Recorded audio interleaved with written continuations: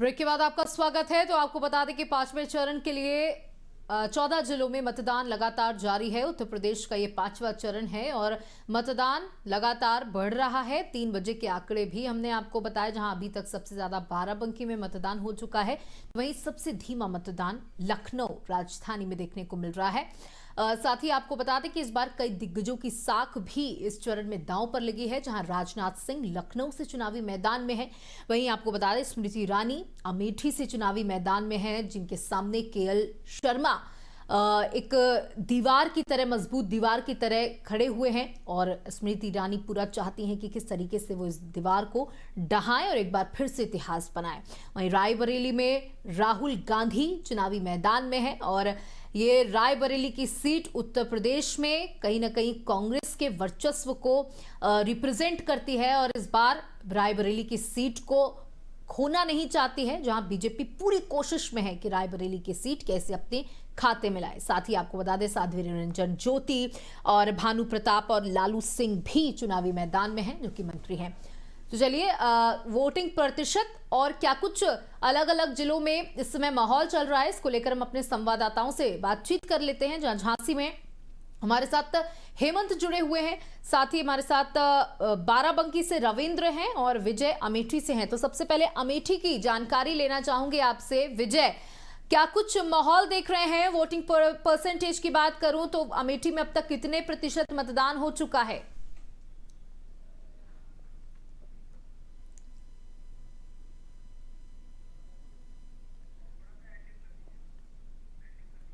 तो हमारे संवाददाता हमसे जल्द ही जुड़ेंगे।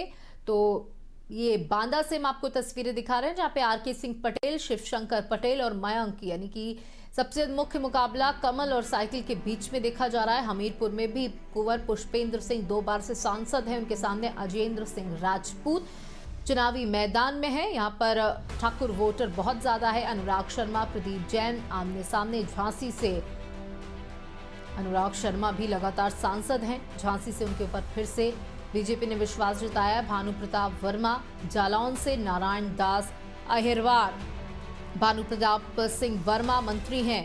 और बता दें कि कौशल किशोर, आरके चौधरी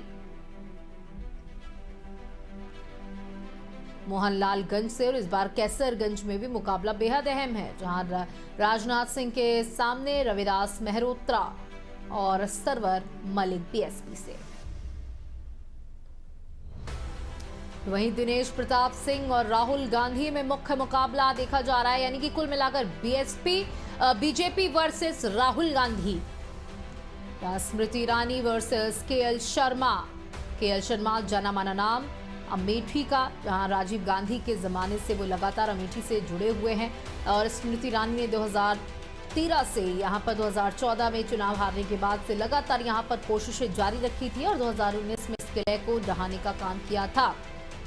वहीं करण भूषण सिंह, ब्रजभूषण शरण सिंह के बेटे, उनके सामने भगवंत राम मिश्रा और नरेंद्र पांडे, यानी कि बीएसपी यहाँ पर सेंधमारी एसपी के वोट में कर सकती है। वहीं लल्लू सिंह मंत्री हैं, अवधेश प्रसाद उनके सामने फैजाबाद से, उनकी भी चुनावी साख दांव पर लगी हुई है। राजरानी रावत, जिनके लिए बाराबंकी में जबरदस्त रोड शो किया गया, सामने तनुज पुनिया कांग्रेस सीट से। वही विनोद सोनकर, पुष्पेंद्र सरोज, इनकी सीधे टक्कर। वहीं कुल मिलाकर बीएसपी ने जिस तरीके से अपने प्रत्याशी को उतारा है और सोशल इंजीनियरिंग की, और ये भी जो फतेहपुर की सीट है ये भी बेहद खास है। साध्वी निरंजन तीसरी बार हैट्रिक लगाने को तैयार, तो नरेश उत्तम पटेल उनको ये करने में कड़ी अड़चने डाल रहे हैं लगातार। बांदा में आरके सिंह पटेल और शिवशंकर पटेल के बीच में मुख्य मुकाबला।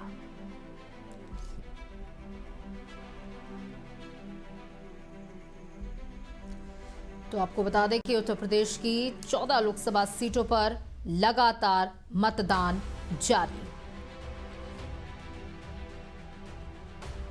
और जहां एक तरफ तापमान अपने चरम पर, वहीं कोशिश जनता की कि वो पहुंचे और प्रशासन की भी पूरी कोशिश की जल्दी से जल्द वोट डलवाए जाएं, किसी को कोई भी परेशानी ना हो सके, कम समय में लोग वोट डालकर जल्दी अपने घरों के लिए निकल जाएं, क्योंकि तापमान भी बहुत ज्यादा है, गर्मी लगातार बढ़ रही है। हालांकि अब शाम का वक्त है तो उम्मीद है कि मतदान में तेजी आएगी, क्योंकि लोग अब अपने घरों से निकलेंगे।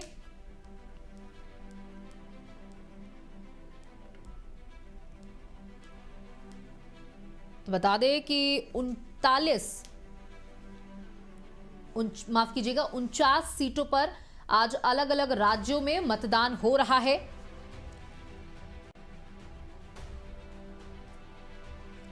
तो इस मतदान को लेकर सभी उत्साहित।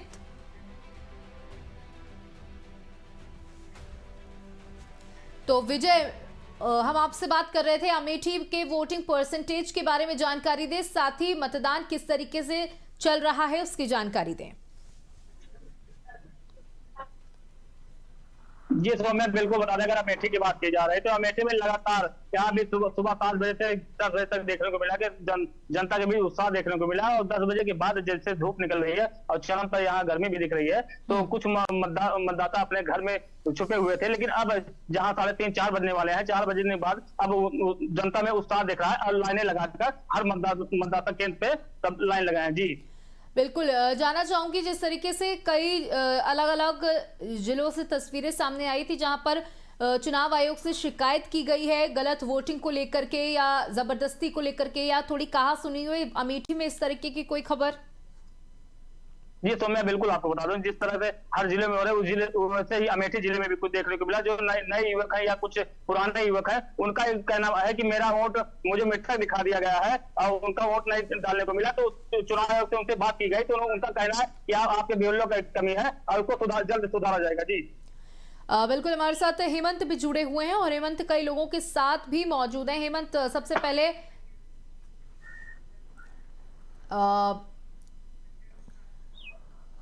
हेमंत से हम संपर्क साधने की कोशिश करेंगे। हमारे साथ संजय भी जुड़े हुए हैं गोंडा से, उनसे जान लेते हैं कि गोंडा में भी इस बार मुकाबला काफी कड़ा है, जहां बीजेपी से कीर्ति वर्धन है तो समाजवादी पार्टी से श्रेया वर्मा है। संजय, आपसे जानना चाहूंगी कि एक अनुमान लगाया जाता है कि जिस तरीके से पोलिंग बूथ के बाहर स्टॉल्स होते हैं, वहां पर जैसी भीड़ होती है, उससे एक अंदाजा होता है कि इस बार जनता का रुझान किस तरफ है। सुबह से क्या तस्वीरें देख रहे हैं गोंडा में? जी बिल्कुल सौम्या जी, आपको बता दें जैसा कि गोंडा में सुबह की तस्वीरें दिखाई देगी, खासकर सुबह के टाइम जो है हर जगहों पर, हर पोलिंग बूथों पर जो लाइन देखने को मिली। हालांकि जैसे 11-12 बजे जो कड़ाके की गर्मी होने के कारण जो है लोग का भीड़ कम दिखाई, लेकिन अभी तक 3-4 बजे से जो है फिर भीड़ दिखाई दे रही है। और रही बात जो है पोलिंग बूथ की, तो पोलिंग बूथ पे जैसे कहीं कहीं की पोलिंग बूथ पे जैसे जिसका निर्देश है कि व्हील चेयर होना चाहिए, तो व्हील चेयर भी नहीं दिखा। और वोट कटने की बात कही जाए तो उसमें बीएलओ के द्वारा हुई गलतियों की वजह से जो कई लोग जो है जीवित है, लेकिन उनको मृतक दिखा करके उनका वोट कट गया है, जो कि इससे उनमें खासा नाराजगी देखने को मिली है। जी सौम्या जी। जी बिल्कुल, साथ ही जानना चाहूंगी कि हमने कई चरणबद्ध चरण देखे हैं कि लोगों की बहिष्कार भी लोगों ने वोट का किया है, क्योंकि उनको जो जन समस्याएं थी उसका निस्तारण नहीं हो सका समय से। तो क्या इस तरीके का तस्वीरें भी सामने आई हैं बहिष्कार को लेकर, चुनाव बहिष्कार को लेकर?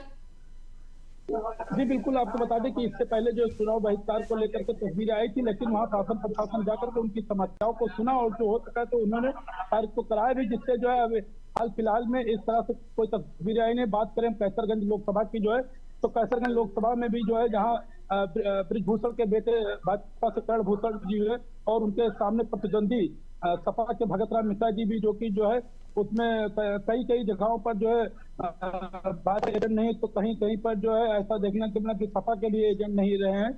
जी सौम्या जी, हमारे पीछे कुछ लोग खड़े, मैं बात करना चाहूंगा। बिल्कुल बिल्कुल। जी, क्या नाम है आपका? अंकित कुमार शुक्ला।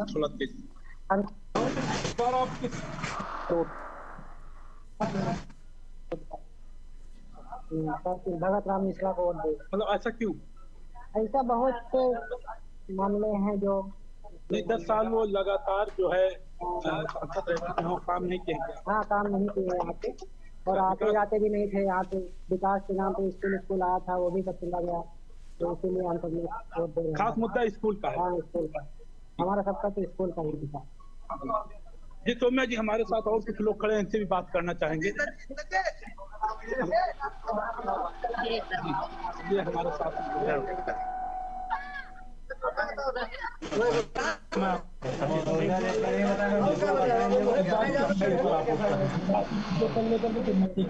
मंदिर के, राम मंदिर के मुद्दे पर। जी, और यूनिवर्सिटी जो आई थी उसका चला गया, उसका क्या? यूनिवर्सिटी जो है यहाँ पे उनके द्वारा नहीं गई रिजल्ट की वजह से, वो सरकार का फैसला है, माननीय मुख्यमंत्री जी का फैसला है, उनकी वजह से कहीं नहीं गई। यूनिवर्सिटी से कोई नाराजगी नहीं है? नहीं, कोई नाराजगी, डिग्री कार्ड बने हुए हैं। शिक्षा कोई नाराजगी।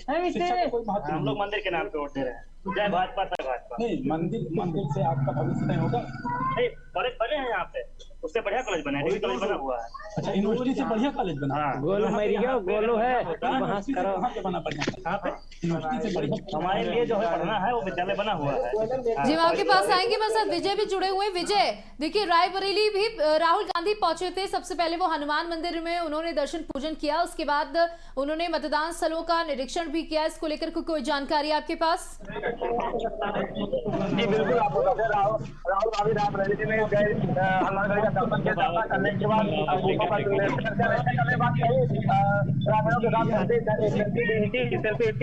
सोशल मीडिया पे भी वायरल किया है। कहीं न कहीं देखा जा रहा है कि रायबरेली और अमेठी दोनों कांग्रेस का गढ़ कहा जाने वाला, और उसी के लिए राहुल गांधी भी वहाँ चुनाव लड़ रहे हैं। और देखा जाता है कि कुछ अब वहाँ की रणनीति देखी जा रही है कि वहाँ दिनेश सिंह भारी पड़ते हैं या राहुल जी। अमेठी की अगर बात करूं तो स्मृति ईरानी एक तरफ है, दूसरी तरफ केएल शर्मा है। केएल शर्मा कहे जाते हैं कि राजीव गांधी के समय से वो अमेठी से जुड़े हुए हैं, घर घर तक उनका जुड़ाव है, जन बच्चों से तक उनका जुड़ाव है। वहीं स्मृति ईरानी की बात की जाए तो एक अनजान चेहरा होते हुए भी उन्होंने अपनी एक अच्छी पकड़ बनाई है अमेठी के अंदर, चाहे वो महिलाओं के बीच में हो, चाहे वो बच्चों के बीच में हो, चाहे वो युवाओं के बीच में हो, और वो मुखरता के साथ अपनी बात रखती हैं, अपनी बात कहती हैं। इस वजह से अमेठी की जनता ने उनको 2019 में चुना। लेकिन इस बार उतना आसान स्मृति ईरानी के लिए चुनाव नहीं है। आप देख रहे होंगे लोगों का रुझान किस तरफ है। क्या अनुमान लगा सकते हैं आप कि चुनाव किसकी तरफ जा रहा है जब शाम के 4 बज चुके हैं?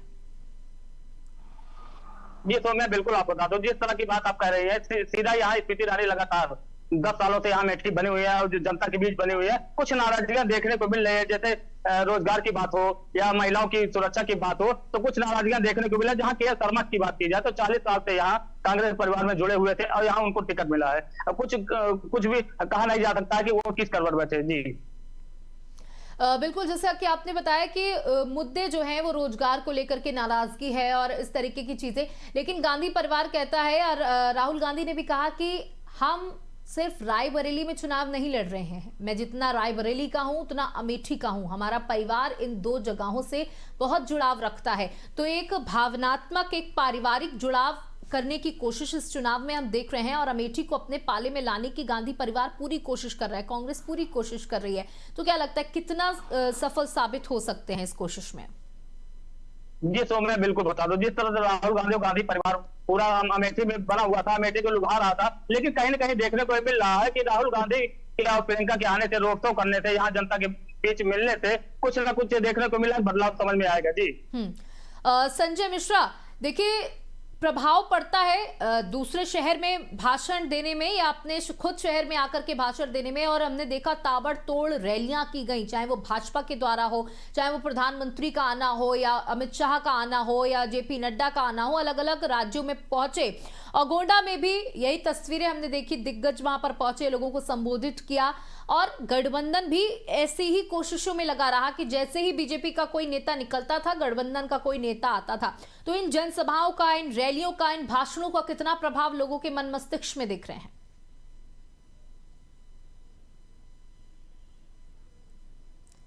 संजय सुन पा रहे हैं?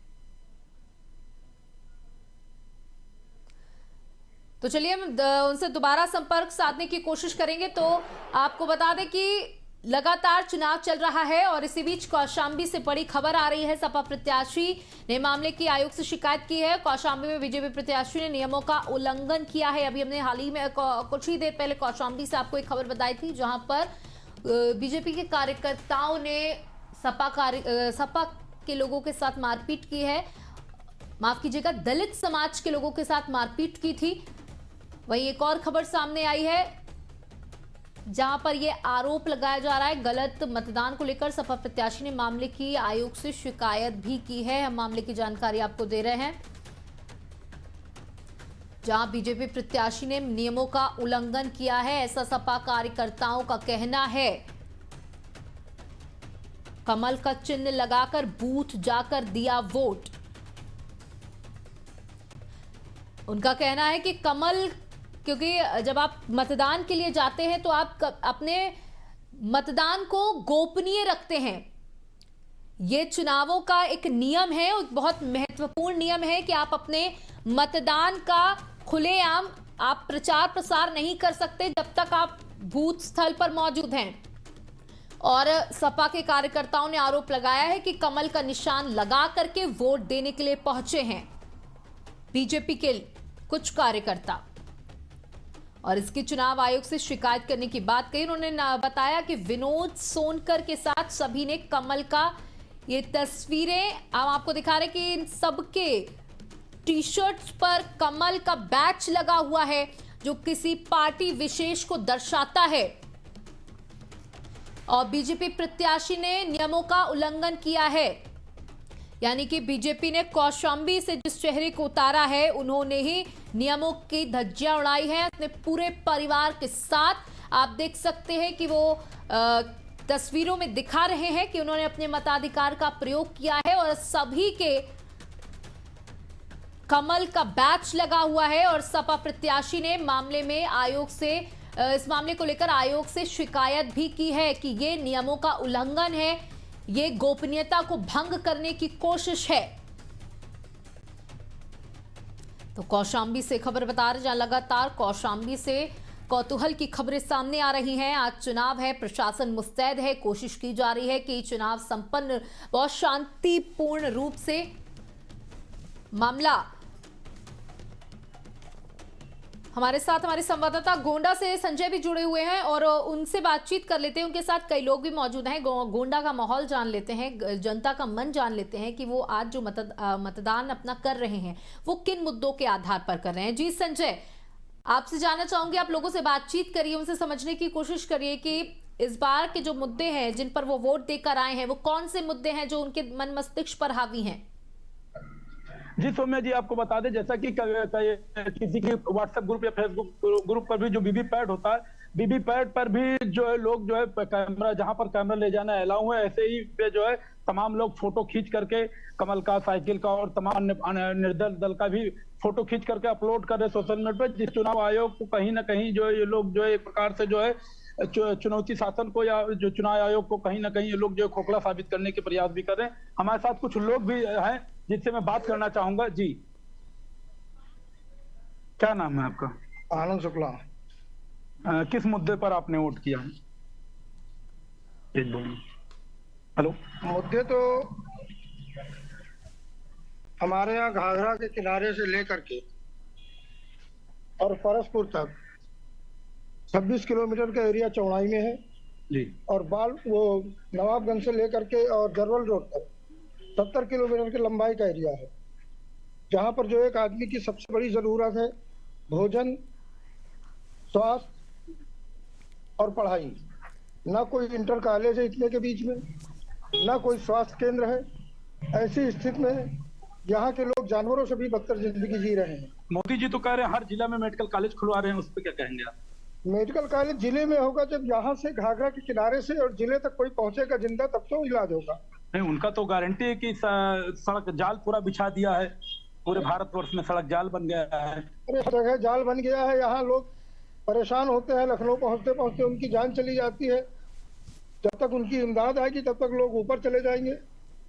तो विकास पे देंगे वोट की जो है राम मंदिर मुद्दे पर? देखिए, यहाँ पर जब हमारे पेट में दाना होगा, हम कायदे से रहेंगे, तभी भगवान की याद आती है। या तो दुख में बहुत याद आती है या तो सुख में। राम सबके ईश हैं, सभी लोग उनको प्रणाम करते हैं, सब लोग उनको मानते हैं। मैं ब्राह्मण हूँ। किस तरह से ब्राह्मणों का रुझान हर बार भाजपा के साथ रहता था, अब की बार क्या कारण हो गया कि बिल्कुल भाजपा के विपरीत सारे रिजल्ट आ रहे हैं? ऐसा क्या कारण है? कहीं मवेशियों को लेकर के तो नहीं ये गुस्सा है? देखिए, पहले तो भोजन हम लोगों का छीन लिया, अब घर रखावे की, पत्नी रखावे की, बच्चे रखावे की, खेत रखावे, जितना भी अनाज गवर्नमेंट देती है उतने अनाज से अगर ये मवेशी छुट्टा जानवर कम हो जाए तो लोग 1 बीघा बो करके ही अपने साल भर का उतना अनाज पा सकते हैं। अब उधर वो समस्या थी, कांटे वाला तार दिया, कांटे वाले तार को जानवर मानते नहीं। अब वो झटका वाला तार दिया, वो भी इतना महंगा है। गांव में चकबंदी हुई नहीं है, दूर दूर खेत है, कहीं 2 बीघे कहीं 4 बीघे। लोग परेशान हैं अपने खेत को लेकर के। किसी तरह से जो खेती कर लिए, कोई बीमार हो गया तो झोला छाप डॉक्टरों की भरमार है, वो भी ना रहे तो यहाँ लोग वैसे ही मर जाए। कोई हॉस्पिटल नहीं। बच्चियां 30-30 किलोमीटर साइकिल चला के जाती हैं। 30 किलोमीटर साइकिल जो बच्ची चला के जाएगी वो किस तरह से पढ़ेगी? 10 बार मांग की गई इंटर कॉलेज की, इंटर कॉलेज तक यहाँ उपलब्ध नहीं है। गवर्नमेंट को हर तरफ सब हैप्पी हैप्पी दिखाई दे रहा है। क्या करे यहाँ की जनता? हर बार पेपर लीक हो रहा है। 4-4 साल से लोग पढ़ लिख करके, किसी तरह से गांव के लोग पढ़ लिख करके सोचे कि मेरा बच्चा किसी काबिल बनेगा। बच्चा पैसा लगाकर इम्तिहान देता है, पेपर लीक हो जाता है। संजय, ये पूछिए कि क्या आप प्रत्याशी से नाराज हैं या प्रधानमंत्री से नाराज हैं? जी, क्या आप प्रत्याशी से नाराज है या प्रधानमंत्री जी से नाराज है? देखिए, प्रधानमंत्री की ही नीतियों को फॉलो करता है। प्रत्याशी में तो कमियां हैं, लेकिन वो प्रधानमंत्री की ही नीतियों को फॉलो करता है। तो सबसे बड़ा बदलाव करना पड़ेगा पहले 10 नीतियों साल में। से लगातार सांसद जी हैं, उन्होंने कुछ विकास किया कि नहीं क्षेत्र में, ये बताइए। अब हमारे क्षेत्र में जैसा था वैसा ही है, विकास कुछ नहीं है।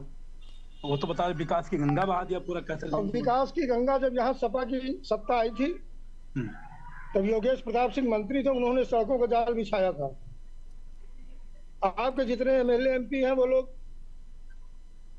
क्या नाम है, बालू की खुदाई करके उन सड़कों की भी शुद्धिकरण कर चुके हैं। फिर दोबारा उस पर गड्ढा मुक्त कर रहे हैं, लेप कर रहे हैं। ये ऐसे ही चलता रहेगा। इससे कोई और भी लोगों से, फायदा होगा संजय, और भी लोगों से बातचीत करिए। वहाँ हम देख रहे हैं कई जी, लोग जी, मौजूद हैं। जी जी जी जी जी, उनसे बातचीत करने की कोशिश करिए। युवा हैं, उनसे बातचीत करिए कि क्या रोजगार की क्या कुछ समस्याएं हैं। रोजगार की क्या समस्या है? रोजगार से आप किस मुद्दे पर आप जो है वोट कर रहे हैं? विकास के मुद्दे पर, राम मंदिर के मुद्दे पर? जी देखिए, ऐसा है कि रही बात, क्या बात कर रहे हैं आप रोजगार की?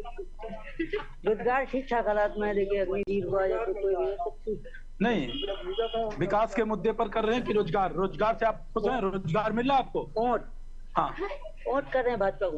नहीं, आपको रोजगार मिल रहा है? मिला रोजगार? नहीं, रोजगार नहीं। तो फिर आप कह रहे हैं रोजगार ठीक ठाक है, कैसे? हमारे साथ कुछ और लोग हैं, उनसे भी बात करेंगे। जी, क्या नाम है आपका? जी, आप विकास के मुद्दे पर लेकर के कर रहे हैं वोट की राम मंदिर के मुद्दे पर? बीजेपी को किया है और हमारे प्रधान जी बीजेपी के साथ है, मेहता जी के साथ जी, और माननीय सांसद जी को। नहीं, सांसद जी हैं ठीक है, लेकिन मतलब आप साथ की वजह से वोट कर रहे हैं या विकास पे? मैं ये बात कर रहा हूँ, विकास हुआ आपके क्षेत्र में? साथ की वजह से विकास का कोई रोल नहीं। हमारे साथ कुछ लोग और हैं, इनसे भी बात करेंगे। यह है दादा जो कोई सा लग रहा एजेंट भी है। क्या नाम है आपका? जी, प्रदीप मिश्रा। जी, किस मुद्दे पर आप वोट कर रहे हैं? वोट डाल चुके आप? जी जी जी। किस मुद्दे पर वोट डाला? विकास के मुद्दे पर या राम मंदिर के मुद्दे पर या विकास के मुद्दे? विकास के मुद्दे पर। जी, विकास हुआ क्षेत्र में? नहीं, अच्छा, विकास नहीं हुआ है। विकास नहीं। तो आप विकास के और रोजगार से खुश हैं? रोजगार से कोई कुछ नहीं। किसानों की आय दुगनी हो गई है, मोदी जी ने कहा दुगनी हुई है कि नहीं हुई? कहने को दुगनी हुई जी। तो हमारा पशु कुल फसल को चर लेते हैं। तो कुल मिलाकर के मिली जुली प्रतिक्रिया संजय हमें गोंडा से देखने को मिल रही है। किसी ने कहा कि इस बार जो वोट है हम बेरोजगारी, पेपर लीक जैसे मुद्दों को लेकर के दे करके आए हैं, और कईयों का कहना है कि राम हमारे इष्ट हैं और राम मंदिर भव्य बना है, इसको लेकर के हमने वोट किया है, एक वोट राम मंदिर के नाम पे किया है। बहुत बहुत शुक्रिया जानकारी के लिए। इसी बीच आपको बलिया से बड़ी खबर बता दें, जहां बलिया से बड़ी खबर बता दें आपको, बीजेपी के लोगों पर गलत तरीके से मतदान करने का आरोप लगा है। जिले में निर्वाचन से जुड़े अधिकारियों को जानकारी नहीं है इस बात की।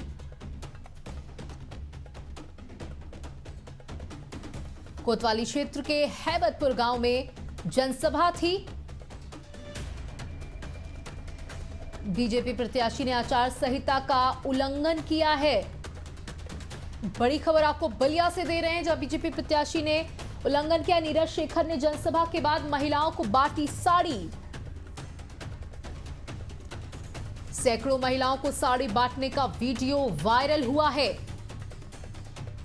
देखिए, ये जो सारे काम है जिनकी जानकारी हम आपको दे रहे हैं, चाहे वो किसी भी पार्टी का चिन्ह लगा करके मतदान केंद्र तक पहुंचना हो, मतदान करना हो, या फिर बीच चुनावों के बीच में इस तरीके से जनता को लुभाने के लिए सामग्री वितरण करना हो, जहां बलिया में बीजेपी प्रत्याशी के द्वारा बुजुर्ग महिलाओं को बड़ी संख्या में साड़ी का वितरण किया गया है। जनसभा के बाद साड़ी का वितरण किया गया है। आरोप लगाया गया है नीरज शेखर के ऊपर, जिन्होंने जनसभा करने के बाद महिलाओं को साड़ी वितरण किया है और अपने लिए वोटों की अपील की है। बलिया से जानकारी आपको दे रहे हैं, जहां पर बीजेपी प्रत्याशी नीरज के ऊपर बड़ा आरोप लगाया। उन्होंने कहा, वीडियो ये वायरल हुआ है सोशल मीडिया पर, जहां आरोप लगाया जा रहा है कि जिले में जनसभा करने के बाद बड़ी संख्या में महिलाओं को सामग्री बांटी गई है, सामग्री के रूप में साड़ी का वितरण किया गया है और उसके बाद अपने लिए वोटों की अपील की गई। तो कुल मिलाकर के आचार संहिता का उल्लंघन किया है नीरज शेखर ने, जो कि बलिया से प्रत्याशी हैं। आने वाले चरण बलिया में चुनाव है, जिसको देखते हुए सतर्कता बरती जा रही है।